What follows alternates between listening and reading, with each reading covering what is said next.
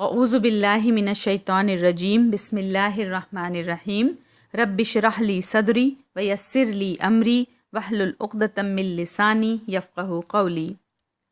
الادعیۃ فی السفر۔ آج سے ہم سفر سے متعلق دعاؤں اور اذکار کے باب کو شروع کرنے جا رہے ہیں۔ آج کی حدیث نمبر 54، گھر سے نکلنے کے اذکار۔